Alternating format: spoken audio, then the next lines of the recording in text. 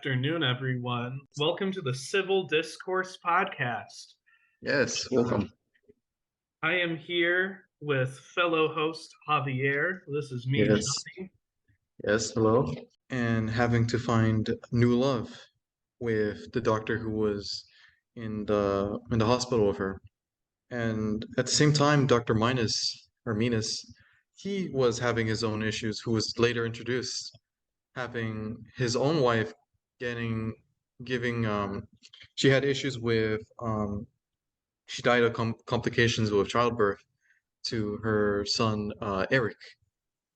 And so they eventually like connected their lives together with Dr. Minus giving her rides with no intentions of harming or seeking love at first. And eventually it became a relationship that Brodwin was hesitant on taking on, especially with Tommy's condition not being able to move as Eric, who was able to move freely and not had to stay in the hospital, and the worry that her own past can harm the doctor, as well as having the fear of getting taken advantage of in that sense. And one passage that really stood out to me when we were learning about Bronwyn was a quote saying, "A man losing a wife like that would be lost in the world," and she knew, and she wasn't really questioning why he was a good man, but knew that she and him had to be one to how to say this she was one out of a dozen for him, and he didn't want to lose her as he lost Eric's mother, and yeah, and eventually they coincided in like going out to places, and brought in a sense I thought that Bronwyn was very strict and didn't really um she didn't really want to use Bronwyn's sense of like authority or his status being a doctor and being well paid, well mannered, and I guess yeah, or rich doctor, and yeah, that's my initial reaction to that. And throughout the book, it was Tommy's relationship with Eric, who was the complete opposite of him. Can I Where, interrupt? yep, hmm When it came to the introduction of the book, so I'd say the first chapter or two, it was very interesting to me because I'd say two different sets of preconceptions about the book. Can we kind of hmm brush up on that a little bit? yeah, Okay, so when we made our own book study group, hmm we called it CCR. CCR, Could it mean Credence Clearwater Revival? Sure. Could it mean Cretaceous Crab Revolution? Also, Mhm. yes. And that Yes, is because, I mean, for goodness sake, the name of the book is Fortunate Son. hmm What I assumed is that it would be in some way related to the Vietnam War. mm. So that was the preconception I had. What were like you were the person who introduced this to our group, Javier. Yeah. What were your first thoughts at the title and the author's name? Well, immediately I saw the cover, but eventually I noticed that fortunate may also be pity or sadness almost, as in you're fortunate to be alive or you're fortunate to survive something catastrophic. And thinking of son in most terms having, well, at least in my experience in a family, a son is more prized over a daughter in most cases, but Hmm. in other terms, they may be almost like a trophy in terms of having the ability to survive in the open world without having the fear of being taken advantage of. So I immediately thought maybe this person or group of individuals may call themselves fortunate enough to have lived through a troubling life, and this is their tale. And the Like a name of the, survivor's complex. yeah, kind of like that. And the name Walter Mosley, I immediately thought of the last name Mosley with this old show I used to watch, and Yeah, I didn't know much of it, but I just thought the name was overall interesting to pick up. Yeah. But yeah, what was your As, thoughts on it? as soon as I started reading it, I went Hmm. like, you know what? I need to learn more about this author. I don't know where Yeah. exactly this book is leading. This feels very much when it came to framing, it kind of Hmm. reminded me of I not slice of life, but what's the name of that genre of movie where you have no consistent plot, but instead you're just kind of following people's lives and all these separate storylines kind of come together? It felt like Hmm. I was having an A plot and a B plot of like a sitcom come together, Yeah. And they're all just going together. Yeah. as opposed to like there being some wider structure at first that would later come in. Yeah. It's It almost feels kind of modernist in that regard. yeah. And it's always switching the views between the characters, always. And there's always a time gap in between them. Like an example would be Eric going to middle school while Tommy is easily just starting his late path to elementary that his father just put him in without hesitation. He's like, you just get in there and good luck. Learn the streets. Yeah. Yeah. Um, and I think this theme kind of continues. Hmm. Um, but before I get too far in that, I was looking at this and it's like, who even is Walter Mosley? Yeah. Like who is this guy? Why is it when I open up my edition of the book, there's like 5 billion reviews of the book that are reprinted in the front, Yeah, followed they're like, by like an interview in the back. So like who am I missing out on? yeah. Look, and let me see if I can pull it up right now. But apparently Walter Mosley, and I had no clue about this. I had no Mm, clue about this going in, yeah. but let me see. Walter Mosley received a bunch of awards and rave reviews from Hmm. from the Black Issues Book Review and from these African American news outlets. So I see this. I had no clue even what Mr. Mosley's ethnicity was going in. Hmm. Like I just started reading about this melodrama with these two sad parents in LA, and then Yeah. next thing I know, the reality of living in Los Angeles comes in. And Yeah, I and the think pay. I was expecting that with such a strong ethnic focus, Hmm. I was thinking like, okay, there's gonna be like some direct messaging here. This is gonna be like a Richard Wright book, or it's gonna be a very direct book about being black in America. And I Yeah. guess one could say it's like that, but it's very much more like a um I learned this in my literature class with the phrase loose baggy monster. Who's Uh baggy monster? What yeah. does that mean? Like, is it So a Henry baggage James or? coined this Mhm. where like you have like a beginning of the book and you kind of have Yeah. this idea of how it's going to end up. Hmm.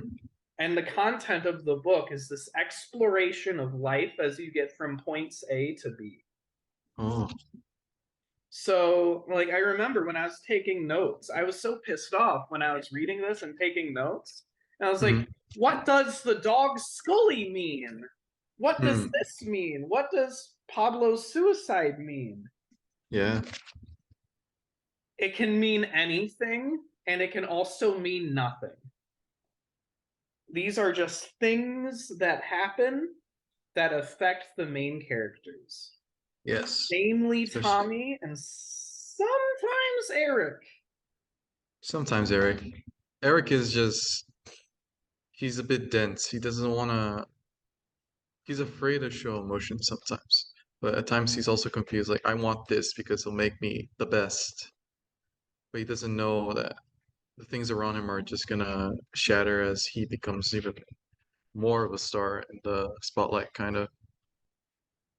But Let's explore that a little bit as you continue talking mhm. about the events of the book. I'm sorry for cutting you off at the beginning. Oh, it's all right. I wanted to explore that a little bit.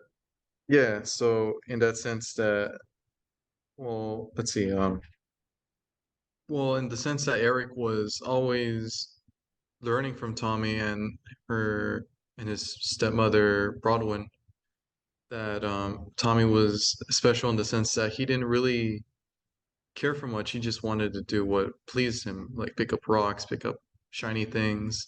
And Eric, I guess he grew attached to him and expressed, I respect your decisions. You're unique, but I'm not the same as you and your mother. Yet I love both of you the same. Yet as he was taken away, Tommy, from him, he lost that love that he had, the remaining part of him, especially the sense that he didn't really care what skin color he had with Tommy and his mother. He just knew them as mom and brother. He didn't really have any discrimination to them. They just like, oh yeah, we're family, and now we're split. We're far away from each other. I don't even know where Tommy is, and I guess that really made him responsible for keeping his humanity and hoping that when he returns, he would be the same person that Tommy remembers. In a sense, if you know what I mean. Yeah. Well, this Hmm. kind of taps into the big controversial theme, Hmm. and I really like how Mosley's been handling it throughout the book Hmm. because I think this reflects my own political beliefs really well. Yeah. Like, race is a thing that is there, but Hmm. it's almost always artificial and Hmm. detracting from any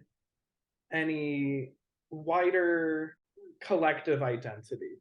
When I was Yeah. reading the interview in the back of my copy of Fortunate Son, Hmm. it really stood out to me. Mosley was talking. It was like, "Oh, you're talking about race in America because there's these cultural differences that make X, Y, and Z, and how that connects with privilege and wealth." And then next thing I know, Mosley's talking about my people, Hmm.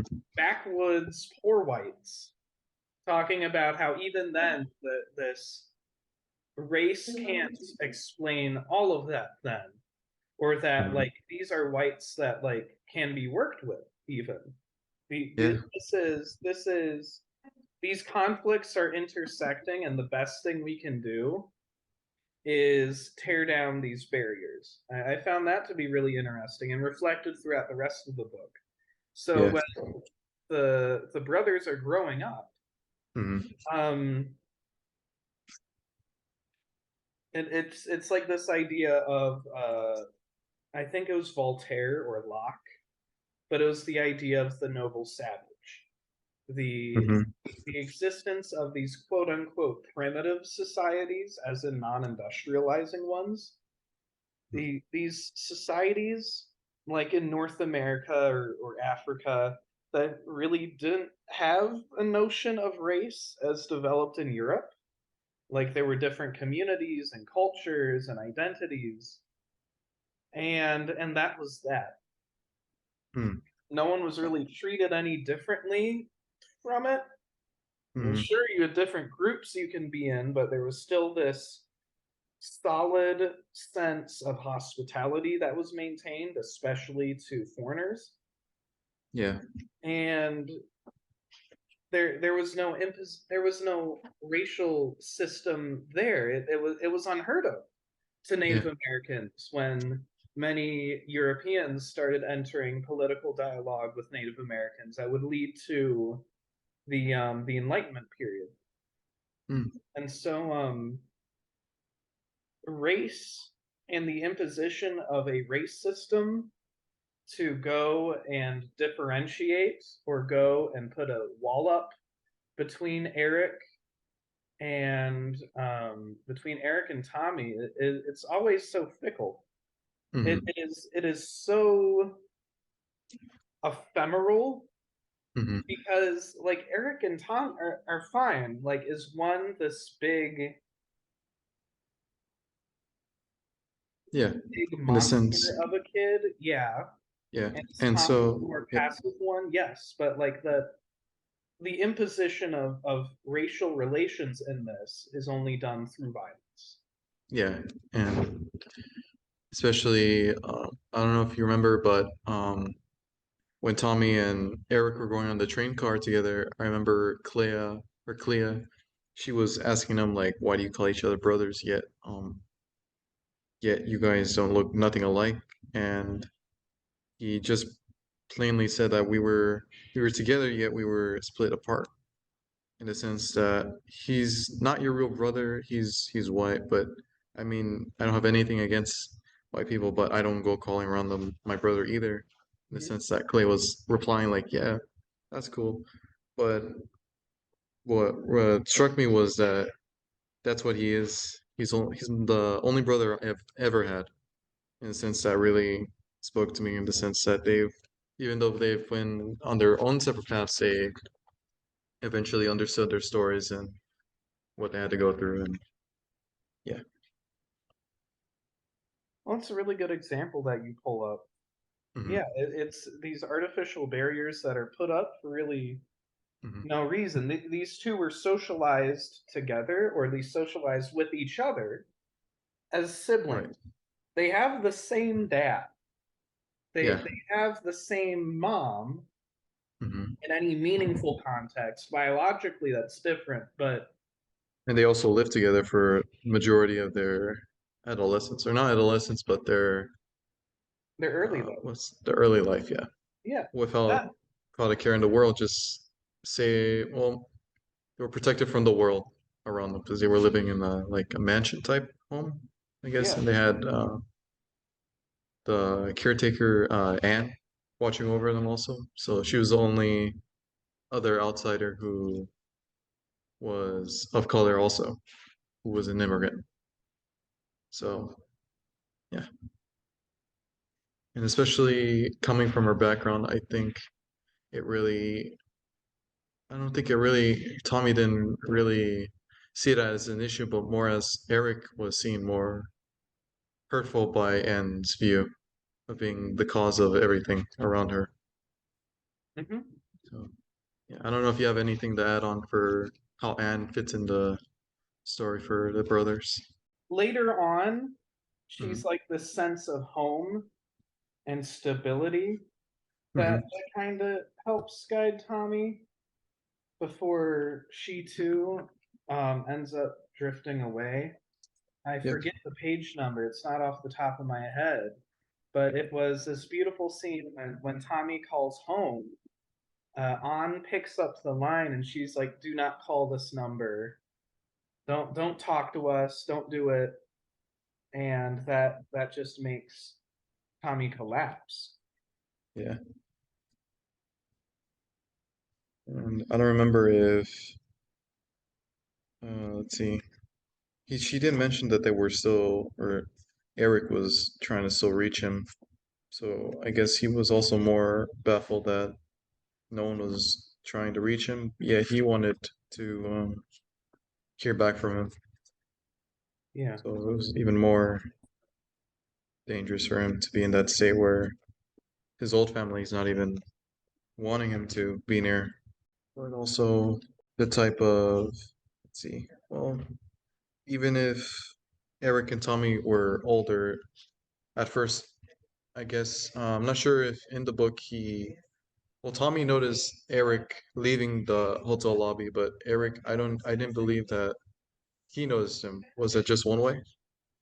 Or did they both notice each other during the lobby? Don't remember Eric seeing Tommy in the lobby, and I think that goes to show a another theme. Uh, if we want to brush up on it, this the sense of self and empathy. I feel his empathy is such a major ability for Tommy.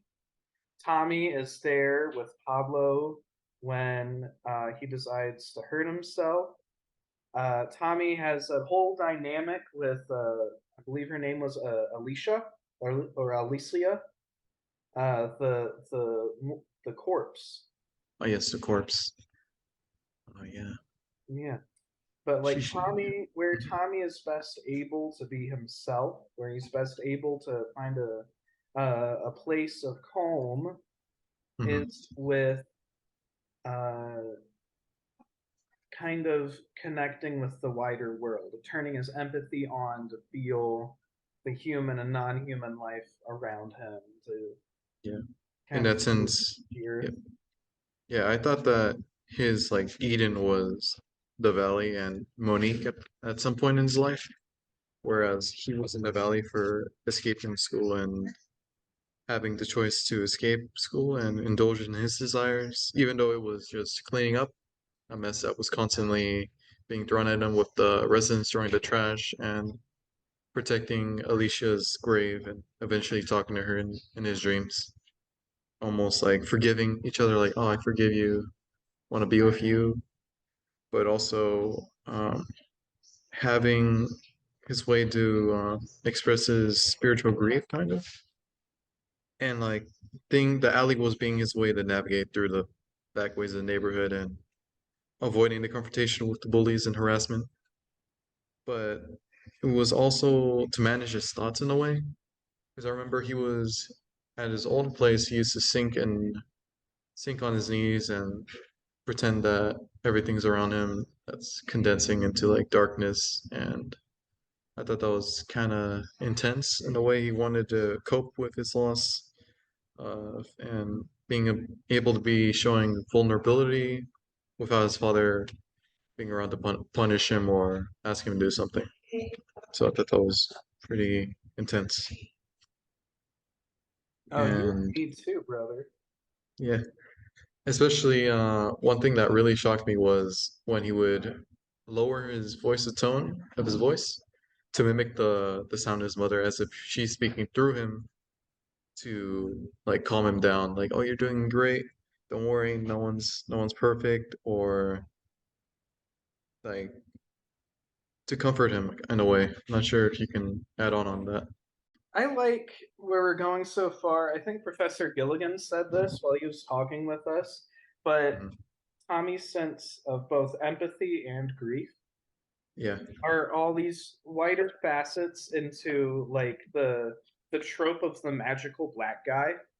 Hmm. Like the guy who's played by Morgan Freeman in any movie. Hmm. The oh, I'm so wise and so connected to the earth. But I think there's also a little bit of Orientalism with maybe a focus on voodoo or something. Uh, Mm. like the oh, I I'm able to make it through. Life is hard and difficult, but I'm able to make it through because I'm Magic Man. Mm. And this otherworldly sense of empathy, this otherworldly sense of grief that is able to manifest into something like channeling a dead person, That's or true. even just this hovering near the boundaries of the other world. Yeah. In the way that I guess Eric didn't have a spiritual moment unless, well, I don't think he did, if I remember. He only faced things head on. He just wanted to do what pleased him. Yeah, I can't really recall any spiritual moments. Besides well, I guess his fear that anything he gets near to, he will possess or kill, almost like a disease, because he thought that his mother caught the disease and eventually killed her.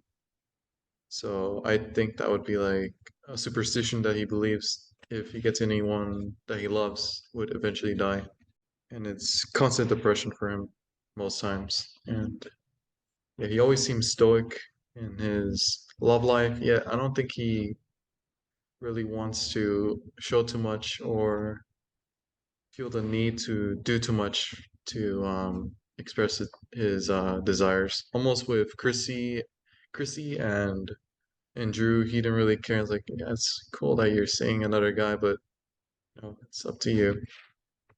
He just wanted the sense that I have a daughter. I have these responsibilities, yet I just wanna I just wanna find a way to fill this void inside of me in that sense. Yeah. And yeah, and he chooses what's best for him. He doesn't want to stick into a situation where he feels where he needs to remember his brother and remember his mother and living the perfect ideal life that he can have if Tommy ever sees him again. And all of this connects really well with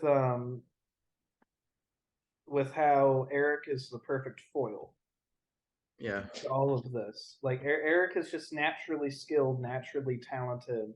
He is Hmm. poised materially for all of this awesome stuff, and yet without this depth or empathy or this ability to really commit to something in life, like Hmm. a daughter or like a long-term partner. If anything, Tommy gets messed up in this book, Oh yeah. but he's like an actual person. He has Yeah. this actual sense of identity and individuality. Eric is just lost. He's lost, but he doesn't in the sense that he's lost, but he doesn't show it. He's lost on the inside. He doesn't really want to let people in to that inside life that he's hiding. Yeah. Yeah. And Tommy's joyful on the inside, yet he doesn't show it. Almost when he was in the outskirts of LA and the shopping cart, and he's living his life, but he also has to deal with the constant harassment, the high profiling, and I guess in that sense that Eric is dealing with problems on the inside, but he doesn't show it. Tommy's showing the joy on the inside, but he doesn't know how to express it. So he's always seen as the unlucky one. Yet his name is Lucky. So I always thought that was interesting. What's another theme we needed to look at? Yeah, Uh, there's Attachment. yeah. Let's go ahead and you lead the charge on that as I pour myself even more tea. All right. That's So the joys of attachment. being sick right before finals, right? Yeah. So attachment. We'll start with. See, this is tough. I guess this would be a start with the two brothers. Well, Tommy initially wanted to find his brother and find the reason why he hasn't been reaching out. Yet Eric wanted to find out why Dr. Nolan didn't enforce more pressure to his mother in getting engaged and being protected with the engagement and not in the way that if Broadwin and Dr. Minas, his father would have been married, they wouldn't have been able to take Tommy away. In that sense, his life would have been different, but in the same sense that Broadwin didn't commit to it. She knew that she was hiding things from the doctor, seeing his biological father, Raymond, or was it Raymond, right? Raymond. Um, Tommy's and biological father? yeah, No, his name was Elton. oh, Elton. Think of someone else. Elton. Yeah, and yeah, I think that's one way of seeing that Tommy and Eric and how their mother was hesitant on the attachment between his father and I don't know how to express it more in words. It's very twisted. But yeah. See. Well, that's another thing too. I want to go back to that comment that Henry James connection I made. Hmm. The thing with modernist novels, I feel it's it's that because they can be so long and because it's talking about everything under the sun. Hmm. I really like how there was that moment. I what wasn't it like chapter 8, I think, Mhm. where Pablo had gone and hurt himself. Um, he is on the roof.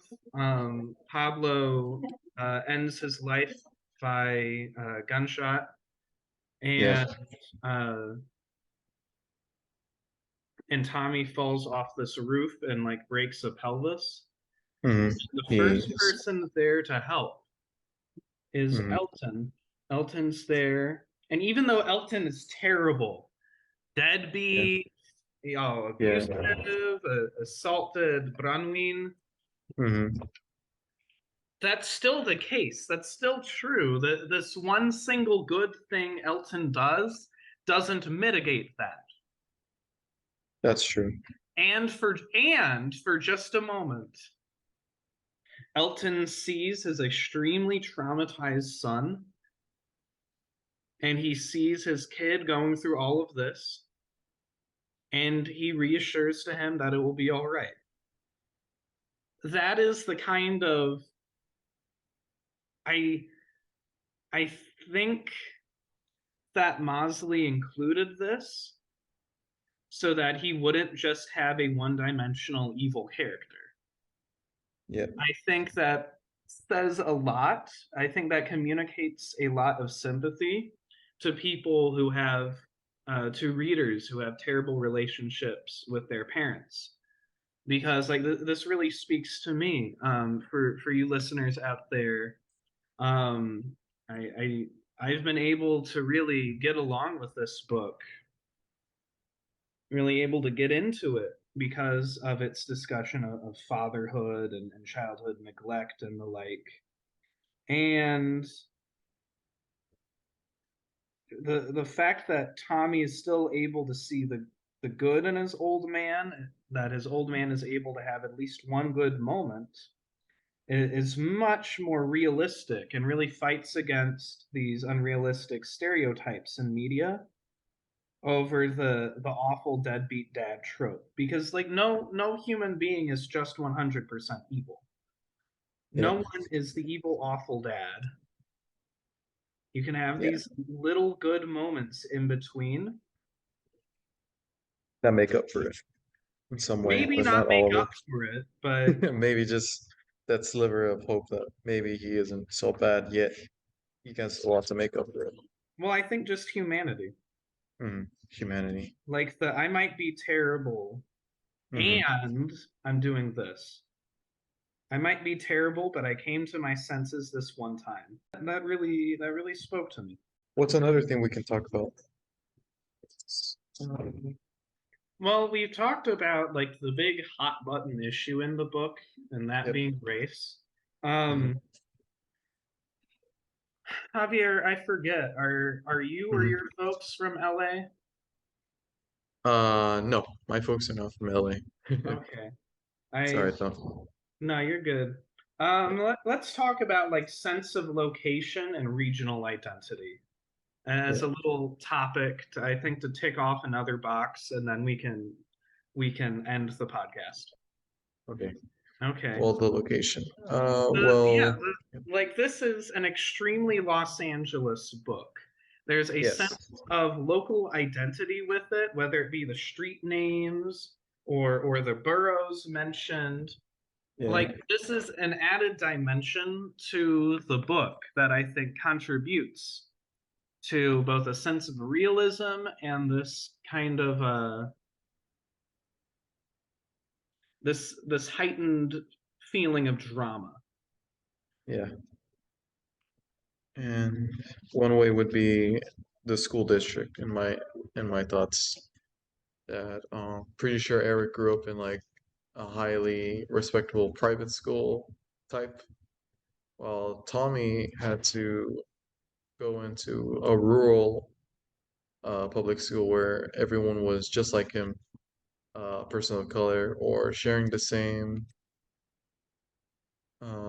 type of intelligence where, or not intelligence, but the type of street knowledge that he didn't hold on to, or he didn't learn from his mother. He just had to adapt with Bruno and Monique.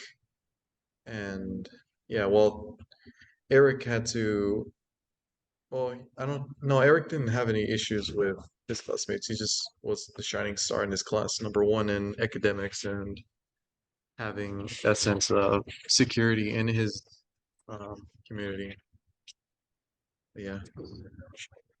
Well, yeah, all these locations, like these are no longer abstract things we're talking about.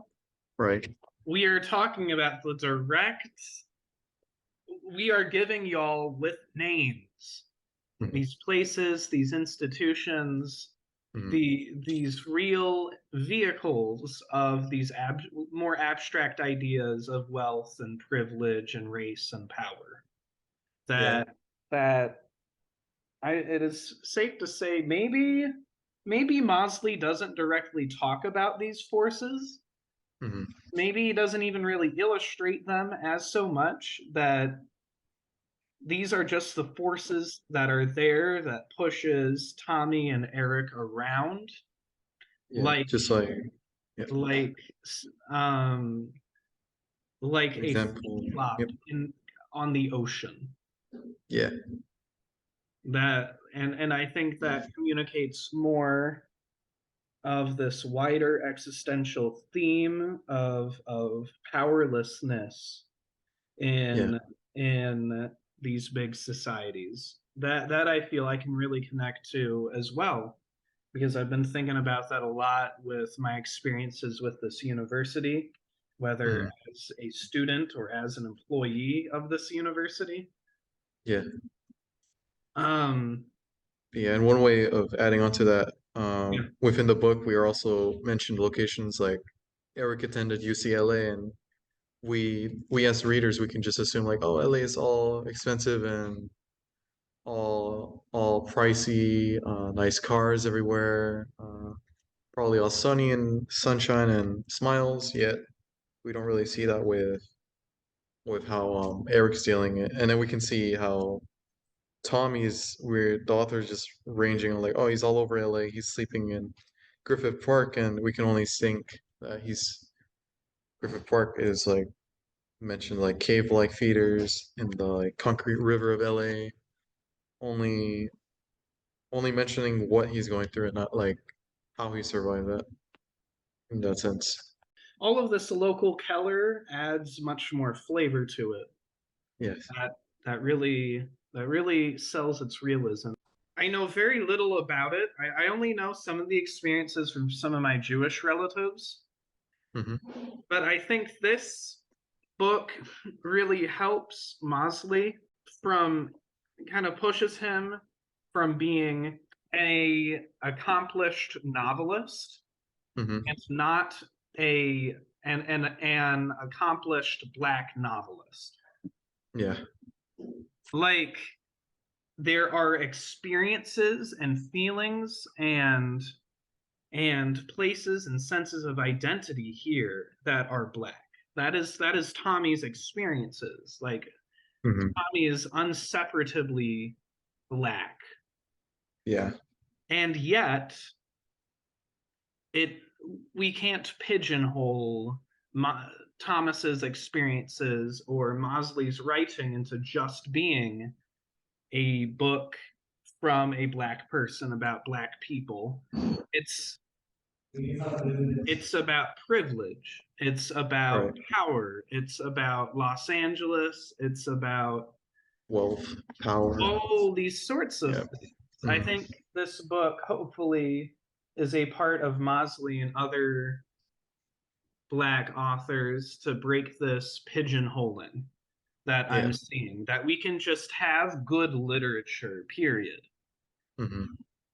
The fact, like, the label black is less of a label and more of a category, Right. but it's not just characterized by being a black novel. And I think in that regard, going back to race in a metatextual way, this book really satisfied me to read Right. this and go like, okay, This isn't dying on the hill of being the most black experience. This is a story that Mosley is writing that Right, matters to him and I can connect with to some level, even if I can't connect to on everything, and that's wonderful. right, It's something for everyone. right. It hits different aspects of someone's life that could be going through. Like he was taken away just for the sake of being closer to his family and having something that he initially didn't want with his biological father, and having to call his grandmother and being informed that now they're treating him badly and reflecting like, oh, we treated you horribly. I can't bring you in. Or having being told that, oh, your father's remarried, he has kids of his own, he's now a true parent. Although Mhm. he noted that I'm gonna be a true parent now. The moment he was taken away from Dr. Minus, yet he's Yeah. nowhere to be seen now. Especially May. She wanted a second chance, yet she was out of the picture the moment he was taken to the hospital after the incident. Pretty intense to think that he had to go through that in such a young age and being treated as a full adult, full-fledged adult living in the streets of LA. Yeah, this death of youth. You know what? That connects really well. And can to connect this with the real world, Hmm. I believe over 1,000 students in the Oakland Unified School District are homeless, Hmm. or they have they are in positions very similar to Tommy's. Right. That now it's come to a point the teachers in Oakland at Oakland Unified have gone on strike, and their Yeah. primary demand is that the county invest more in housing so that they can they can actually have students who can learn and aren't worrying about students who can actually do their homework because Right. they have a desk at home, they have a roof over their head, and Hmm. electricity so that they can do Hmm. their homework at night, like all of that. Yeah. All of that internet, Yeah, safety, internet neighborhood, access. neighborhood as well. There could be, yeah, all sorts of things are affecting them. Yeah, like do we do we Just as want Tommy to, was, yeah. yeah, do we want to pivot toward kind of reading this as like educators or as adults? Hmm. Okay, Yeah. the Tommy is another statistic in this Right. book. He's another kid who gets involved in gang crap. He's another kid who gets involved in X, Y, and Z. This isn't some magical adventure. This is a normal person's life, Right. and that's kind of it. This is a metric. This is a number.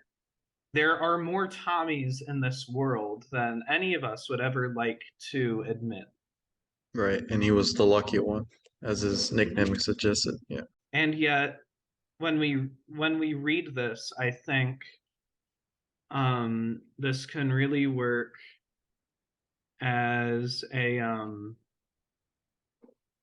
Bildungsroman for us. Mm. This kind of educational novel. Yeah. This is what it's like. Hmm. Now you've walked a mile in Tommy's shoes. Yep. Okay, respect their voices now. Yeah. Do something about this, Got it unless now. you want more 9-year-olds working as crack runners. Yeah. And dealing the consequences of an adult. Yep. Yeah, Yep. that I think this book has helped educate me in this perspective, Right. and Me it too. leads me to act on these experiences as an educator, to better respect these experiences, to make it so that if there was a Tommy in my classroom, then I can be a positive role model for that Tommy, and that I can have an environment that pushes Tommy to excel. Right. And in that sense, I would as well, but I would also focus on their preferred method of learning, almost as Tommy, I guess it was just for Tommy, he didn't enjoy the sunlight. So I Yeah, would ask in advice in advance, like, what's your preferred learning method? What was your last experience in education? Little questions like that, and eventually get used to you and learn more about how their outside of home, outside of school life is going, rather than just diving in with no concern to who they are. Almost as his teacher was like, "Oh, can you just gonna pick on Tommy for now?" I really liked that. Do you have any last words on the book? Any last words? In the sense that Tommy was absolutely lucky, yet he had to deal with all these issues just to get to the point where he was understood and finally accepted for his his true worth. He didn't really need to hide anything. He spoke what he thought was right. Especially before the trial, he didn't want to hide his issues. Like, oh yes, you did do. I was selling like as a drug what's it called? Drug He was runner? just delivering, yeah, drug runner. And so he also used, like, admitted, like, oh yeah, I used my friend's social security number, but he had to do that to survive in that sense. So I thought it was very, he had to do anything to survive and finally hope to find Eric and his remaining family members. Yeah. That at least for me, that's really relatable for me. It's really touching for me. Um, that's the experience of a lot of kids will be teaching, right? Right. Just people trying to survive.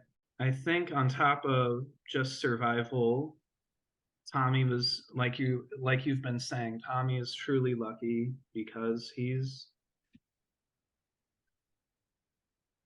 able to see that something more. He's able to be a person. He's able to have these experiences almost in spite of everything happening to him.